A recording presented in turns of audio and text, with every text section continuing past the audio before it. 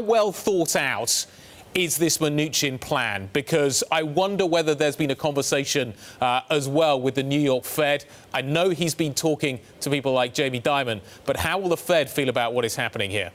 You know, I don't think this is a very well thought out plan. I think this is just entertaining Jamie Dimon's comments here. And so there's, but there has to be coordination. There's multiple bank regulators here, not just the Fed, and you have the OCC and the FDIC. This is going to require some thought and some sit down, and it might be warranted. We really haven't had a good look at the effect of all the regulation post financial crisis. And, you have to go back and you have to reevaluate. And I think in some cases you need to consider sunsets on these things because market structures change, dynamics change, and a lot has changed in the last decade, between central bank intervention and other things that you need to go back and look at the efficacy of these rules. Did it take markets to go haywire in September for the Treasury Secretary to really consider this? Because the Fed took care of September, but apparently Jamie Dimon is going to take care of it this time around.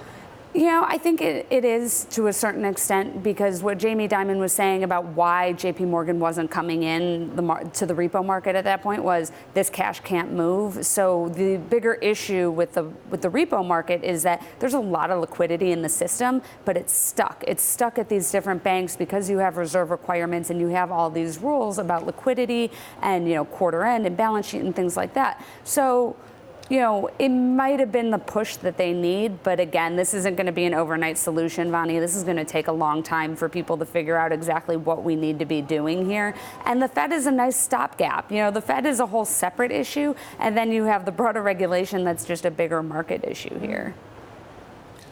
Bill Dudley, who used to run the New York Fed, wrote an opinion piece for Bloomberg the other day, and he tried to touch on some of these issues, and he touched on what Jamie Dimon was talking about.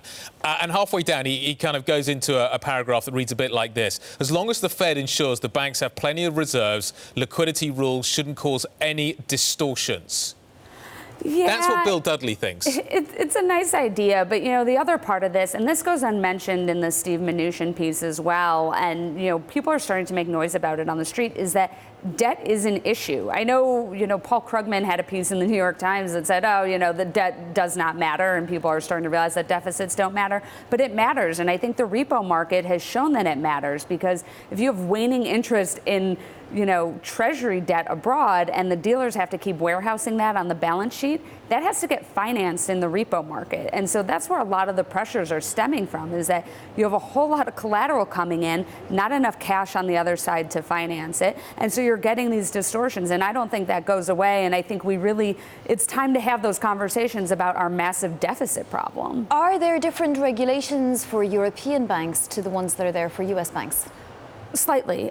So with the Basel regulations, it was sort of a flat rate. Here's what, here's the baseline as to what the banks have to do around the world. And then it was up to the different jurisdictions to decide what else they wanted to do. And, the U.S. has what's called the supplementary leverage ratio. So you have, the Basel, the baseline, and then that's what, the U.S. and the Fed and the bank regulators here opted to add. So, yeah, it is a little bit different. And I remember even 4 or 5 years ago reporting on this, people complaining then that, rules were more onerous in the U.S. than in Europe, and that was going to hurt the U.S. banks.